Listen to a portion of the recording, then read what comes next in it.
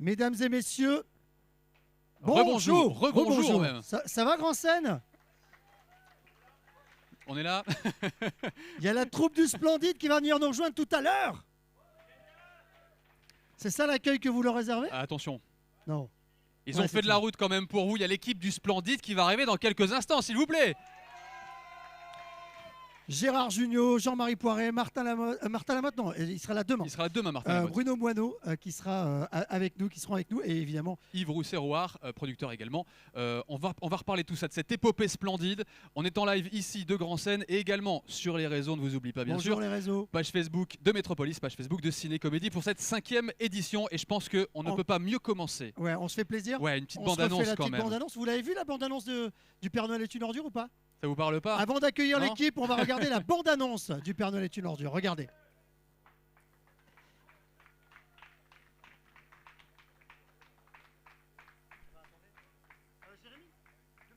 Monsieur, vous êtes en dernière semaine, vous jouez pour 3 milliards. Attention, citez-moi le titre d'un film très rigolo dans lequel joue toute l'équipe des bronzés.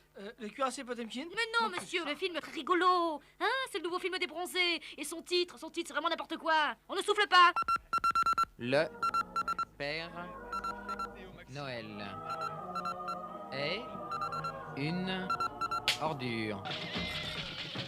Vous entendez le chant des piroguiers de la rivière Arumbaya. Je traduis. Le Père Noël est une ordure. Oui, eh bien, tu vas arrêter de faire ton scandale ici, sinon on va te taper. Je suis au cœur de la manifestation. Vous entendez derrière moi les manifestants scander leur slogan. Le Père Noël est une ordure. Ça me semble bizarre, mais apparemment c'est ça. Le Père Noël est une ordure. À vous Paris. Approche-moi de tonneau. Tu vas revenir à la maison illico, toi. Grosse sale cul. Je viendrai jamais au clavier charonnet. Tu m'as préparé la bouffe pour le... Dernière minute, une nouvelle brève tombe sur nos téléspectateurs. Je vous la donne sans commentaire. Le Père Noël est une ordure. avec moi. Dernière nouvelle, le Père Noël est une odeur. Je devine. C'est idiot, il y a une faute de frappe. Ah oui, t'as raison, c'est moi qui ai mal lu. Il y a écrit, le Père Noël est une ordure. Comme deux pigeons qui sèment d'amour temps. Félix, joyeux Noël, Félix. Nous allons prouver aujourd'hui que le nouveau film des bronzés, Le Père Noël est une ordure, est plus drôle car il contient plus d'agents bidonnants. Monsieur, vous êtes spectateur moyen. Oui. Bon, si je vous dis Anémone. Ah, elle est marrante. Si j'ajoute Christian Clavier. Ah, il est rigolo, lui. Et Gérard Jugnot. Ah, lui. Et Josiane Balasco. Marianne Chazelle. Et Thierry Lhermitte. Et Bruno Moineau. Arrêtez. La preuve est faite. Le nouveau film des bronzés réalisé par Jean-Marie Poiret, Le Père Noël est une ordure, est vraiment plus drôle. Pour la première fois, le pouvoir comique d'un film est prouvé scientifiquement. Pour le Père Noël est une ordure. Pour le film comique ordinaire. C'est de la merde. La preuve est faite. Le Père Noël est une ordure, le nouveau très rigolo film des bronzos. Non, des bronzés, réalisé par Poiret. Jean-Marie. Joyeux Noël, Félix. Applaudissements s'il vous plaît pour l'équipe du Splendide, une partie en tout cas de l'équipe du Splendide avec nous. Je veux juste rappeler que ce film qui est devenu mythique, culte, qu'on va voir d'ailleurs ce soir au Casino Barrière, parce qu'en fait, initialement, il était prévu dans une salle plus petite, et le succès est tel, l'attente est telle qu'en fait, on est parti sur une salle avec 3 fois la capacité pour pouvoir eh bien, accueillir tout le monde pour ce Père Noël est une ordure. Voici l'équipe du Splendide, mesdames, messieurs. Bonsoir et bienvenue. Bonsoir. Ce sont des petits jeunes acteurs, réalisateurs, producteurs qui débutent. Ça fait juste 40 ans que ce film est cultissime. Et on a la chance de les recevoir ici. Bienvenue, messieurs. Merci de nous faire le plaisir de passer comme ça dans cette 5e édition de Ciné Comédie. Je pense qu'on peut aller rapidement retracer cette aventure-là, même s'il y en aurait des choses à dire, j'en suis persuadé, Jean-Marie Poiret. Ça a démarré comment l'histoire du Splendide en quelques mots? Ça démarre de quoi? D'une bande de potes? Ah mais le Splendide, c'est lui, moi je Ouais. fais pas partie. Alors justement, parce que vous avez récupéré un peu tout ça, Gérard Oui, Jugnot. mais j'ai écrit un bouquin, ça s'appelle Une époque formidable chez Grasset. Vous pouvez le... Il ne veut pas répondre, il nous dit bah, lisez le bouquin, débrouillez-vous. C'est chier. C'est seulement 17 €. Non, c'est vrai que au départ, la cellule ouvrière avec Thierry, Christian, Michel et moi, et Marianne qui était en face, on était au lycée, quoi. On s'est connus, moi j'ai connu Christian en 5e. C'était hier. C'est ce que j'allais Et ensuite, au fur et à mesure, on a rencontré Josiane qui était avec Bruno, qui s'est joint à nous. Et ça, c'est le Splendide. Et après, on a accueilli des tas d'acteurs comme Martin Lamotte, comme Anémone, comme Lavanon, tout ça. Mais le Splendide, c'est nous 6. Et ça s'est passé comment alors justement parce que rappelons-le, pour parler notamment du Père Noël est une ordure, c'était une pièce de théâtre qui a cartonné et qui a tellement cartonné qu'à un moment donné, on s'est dit on va en faire une adaptation au cinéma. C'est toujours un petit peu compliqué, et comment ça s'est passé? Ça ne s'est pas passé aussi vite. Ah, c'est pas aussi vite? Non. Il faut savoir Alors, quel voilà, est c'est le producteur. producteur.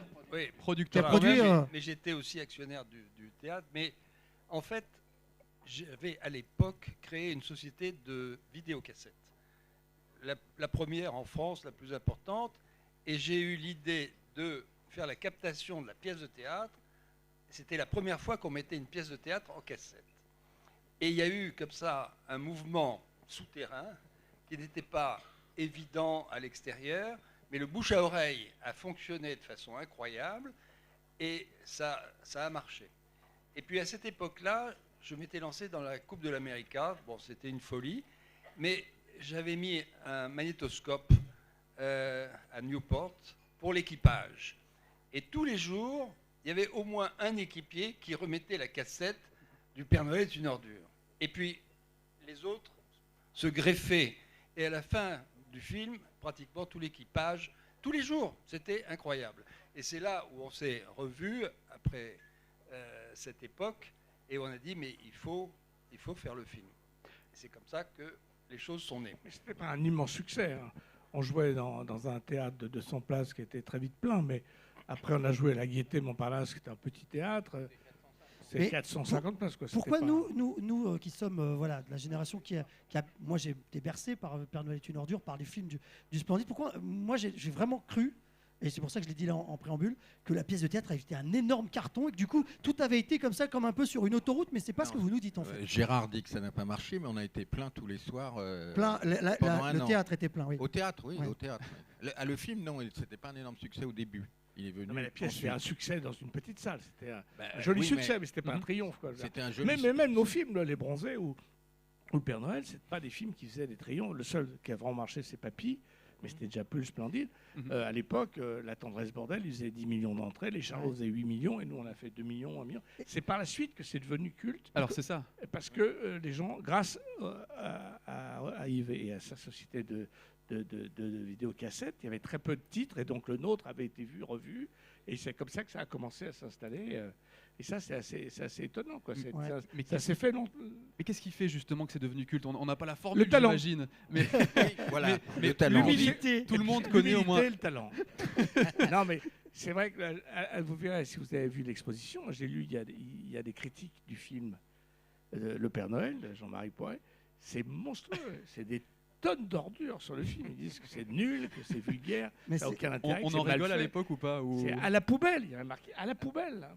Et donc, moi je suis content parce que ces mecs qui ont signé, ils sont en général morts, et personne s'en souvient. Donc la petite fierté, c'est quand même dire on est toujours là, on fait encore des trucs.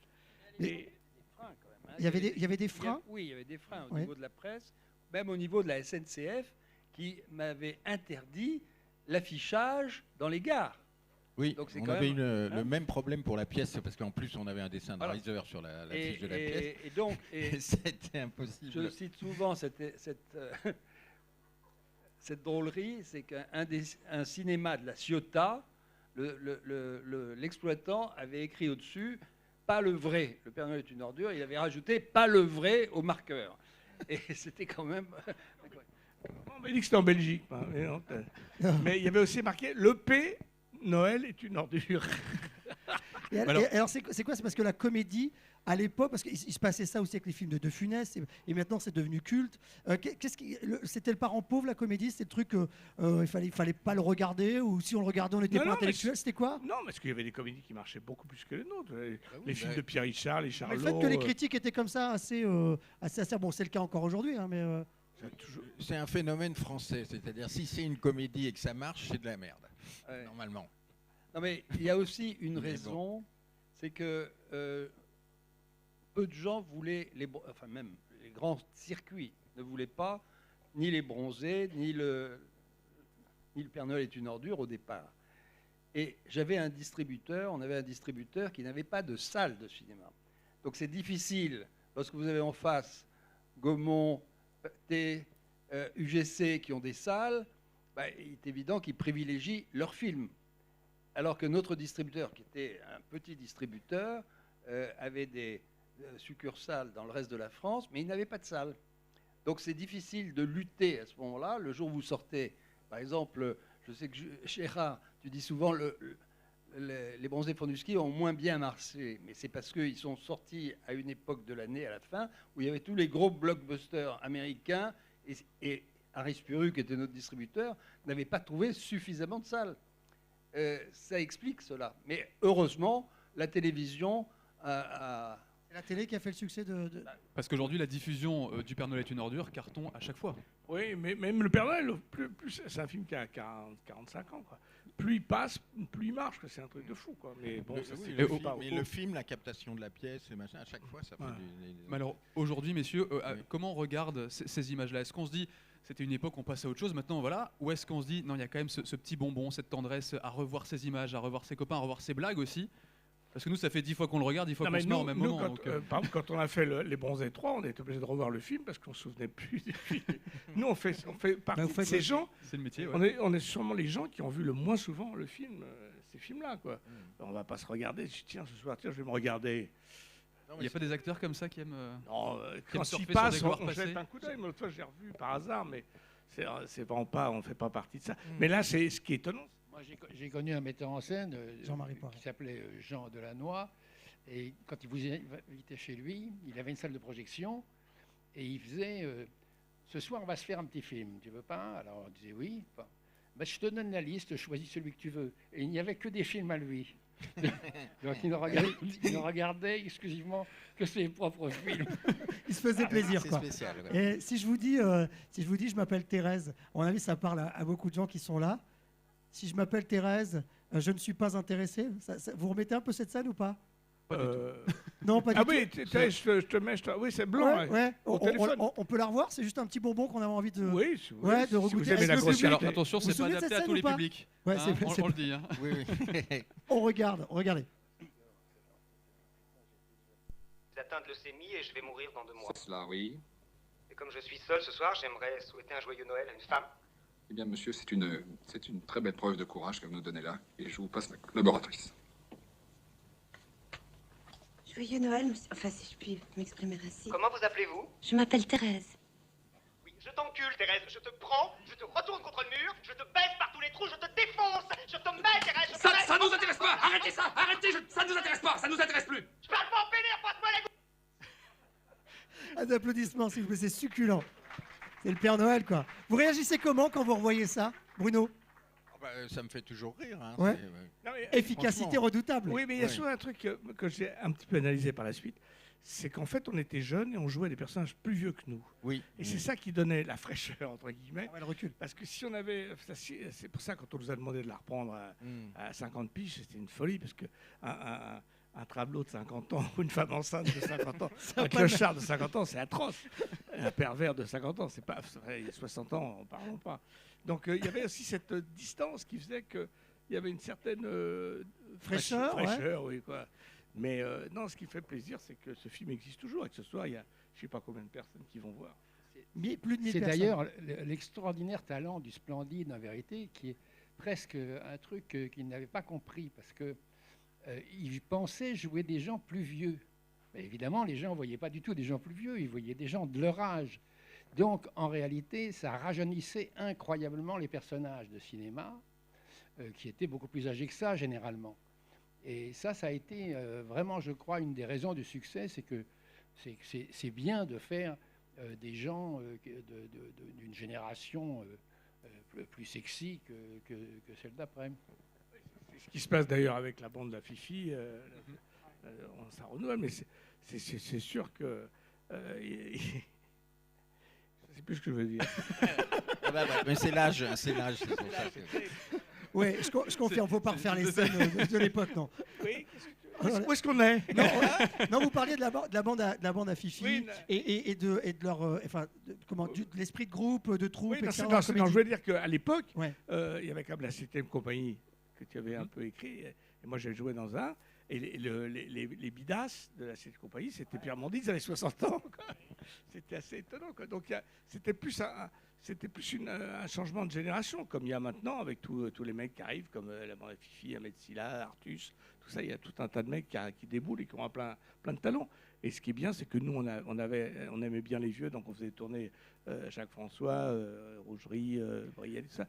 Et eux, ils nous font tourner, parce que moi, je viens de tourner dans alibi.com 2, et je suis absolument ravi qu'il y ait comme ça cette transmission et cette reconnaissance aussi des générations qui font appel à vous pour revenir sur la comédie d'aujourd'hui, en fait, finalement. Et oui, et je voulais dire aussi, je voulais remercier Yves Rosserroir, qui a produit les bronzés Fondiski, et remercier juste Jacquin, qui vient de décéder d'ailleurs, et Giscard d'Estaing. Ah oui, Giscard, parce que c'est quand même grâce à eux qu'on est là. Parce que Juste Jacquin a fait un film qui s'appelait Emmanuel, qui a produit Yves Rosserroir, qui a été un triomphe énorme, mais qui aurait pu être un bide, parce que la censure l'avait interdit. Et c'est Giscard qui a permis que le film sorte et de faire ton immense fortune. Voilà. Et c'est lui qui remercie Giscard, du coup.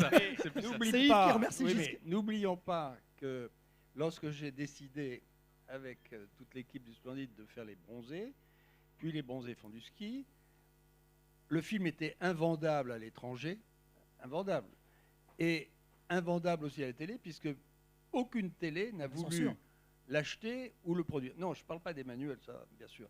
Je parle des bronzés. Et le premier bronzé, aucune télévision n'a voulu le coproduire, ni même l'acheter.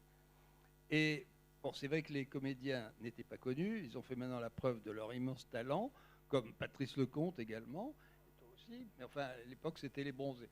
Et malheureusement, les films sont restés dans mon tiroir plusieurs années. Les bronzés Fondiski, la télé n'a pas voulu non plus les acheter.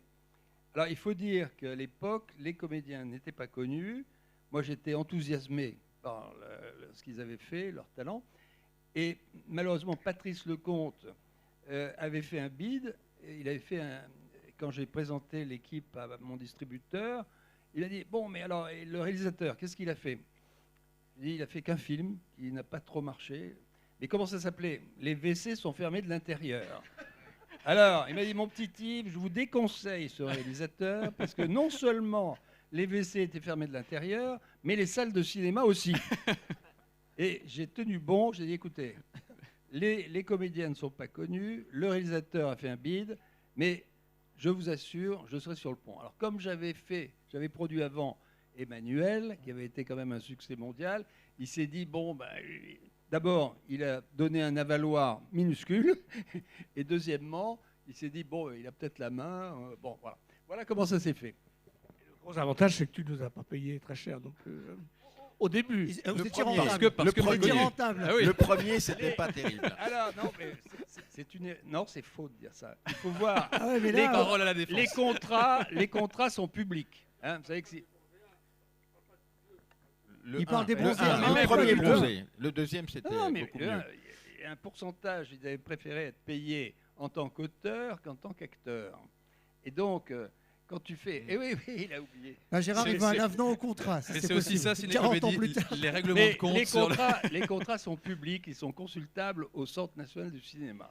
Et je peux vous dire que en plus, je n'avais aucun intérêt à ne pas les satisfaire, parce que l'un des membres de l'équipe, qui était mon interlocuteur, c'était Christian Clavier, qui est mon neveu. Donc, il est évident que, même pour cette raison, je voulais que tout le monde soit content. Règlement de compte, ça ok. Non, le fait on va avec celui qui a tourné dans les comics, c'est quand même vrai que Christian était ton neveu, mais c'est pas ça qui a fait que tu as décidé de faire le film. Nous, on n'a rien lancé comme débat. Hein. Non, à la base, nous, on était là pour passer un super moment. Voilà, on voulait parler de Thérèse. Et ça a dérapé. Alors, je voudrais qu'on termine, parce qu'il faut qu'on vous libère.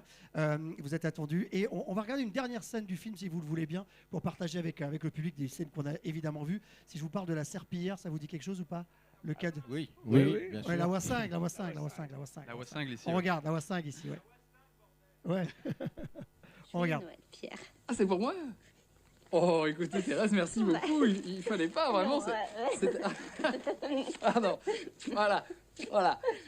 Oh, écoutez, J'espère que ça vous plaira. C'est dur avec vous, vous avez tout. Oh non, écoutez, Thérèse, rien que d'avoir pensé que c'était Noël, c'est déjà formidable. Oh.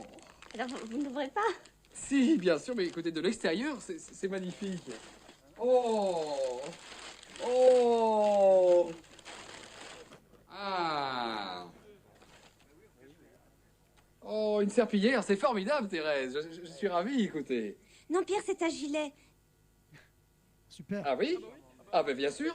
Ah mais alors, bien sûr, c'est un gilet. Il y a des trous plus grands pour les bras. Alors, je suis ravi, Thérèse. Je suis ravi. Et point de vue coloris, parce que j'avais pensé à un joli camaillot de bleu marine, comme je sais que vous aimez bien.